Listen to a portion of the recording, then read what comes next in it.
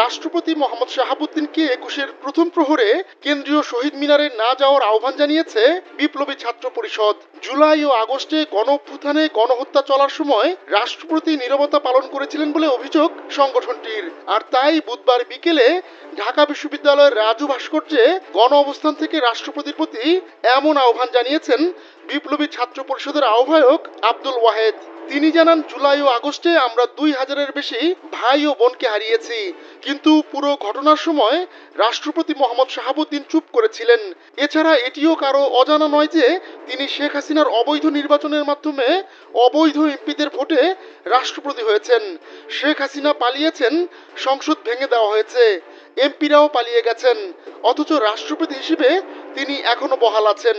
ছাত্র জনতার পক্ষ থেকে রাষ্ট্রপতির পদত্যাগের দাবি জানানো হলেও তিনি সরে যাননি বলেও জানান আব্দুল ওয়াহেদ। তার ভাষায়, রাষ্ট্রপতিকে জনগণও মেনে নেয়নি, তিনি স্রেফ কায়েমি স্বার্থবাদীদের মদতে টিকে আছেন। রাষ্ট্রপতি যেন ঢাকা বিশ্ববিদ্যালয় ক্যাম্পাসেও পা না রাখেন সেই দাবিও জানান আব্দুল ওয়াহেদ। গেল ১৩ ফেব্রুয়ারি থেকে আওয়ামী লীগ ও তাদের মিত্র রাজনৈতিক দলগুলোকে নিষিদ্ধের দাবিতে ঢাকা বিশ্ববিদ্যালয়ের রাজু ভাস্কর্যে গণ অবস্থান কর্মসূচি চলছে। ছাত্র দলের ঢাকা বিশ্ববিদ্যালয় শাখার দুই নেতা মোহাম্মদ ওমর ফারুক ও আবু সাইদের অনশনের মধ্য দিয়ে এ কর্মসূচি শুরু হয়। পরে এতে সম্পৃক্ত হন বিপ্লবী ছাত্র পরিষদের নেতাকর্মীরা।